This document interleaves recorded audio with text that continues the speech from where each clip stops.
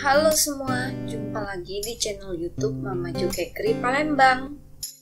Di video sebelumnya, Mama Jo telah membuat pindang tulang khas Palembang.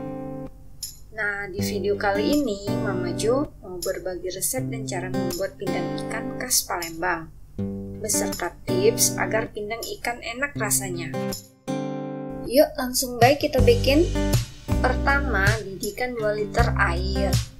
Sambil menunggu air mendidih, kita haluskan cabai merah, bawang merah, dan terasi sangrai.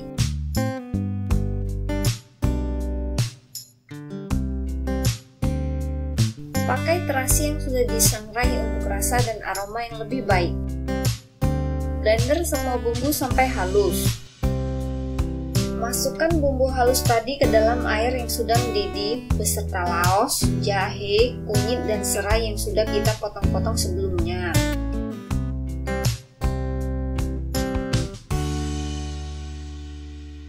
Aduk rata. Kemudian masukkan garam, gula, larutan asam jawa. Aduk sampai rata. Bisa ditambahkan penyedap bila suka. Masukkan juga kecap manis dan kecap asin. Aduk lagi sampai rata. Teman-teman koreksi rasanya. Bila rasanya kurang pas, bisa ditambahkan lagi garam dan gula. Rebus kuah ini lebih kurang 20 menit agar semua bumbu matang sempurna dan tidak ada aroma mentah dari bumbu. Setelah bumbu direbus lebih kurang 20 menit dan rasa kuahnya sudah pas, baru masukkan ikan. Di sini Mama Jo memakai ikan gabus, bisa juga memakai ikan patin.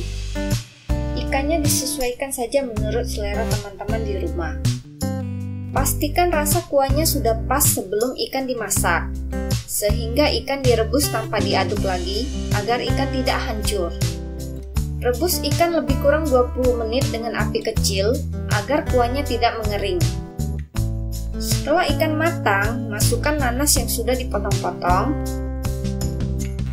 tomat yang sudah dipotong-potong, irisan daun bawang, cabai rawit utuh, dan daun kemangi. Aduk pelan-pelan dan didihkan sebentar.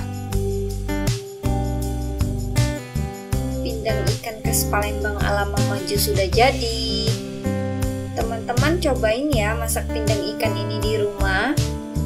Terima kasih sudah menonton sampai habis. Selamat mencoba dan menikmati.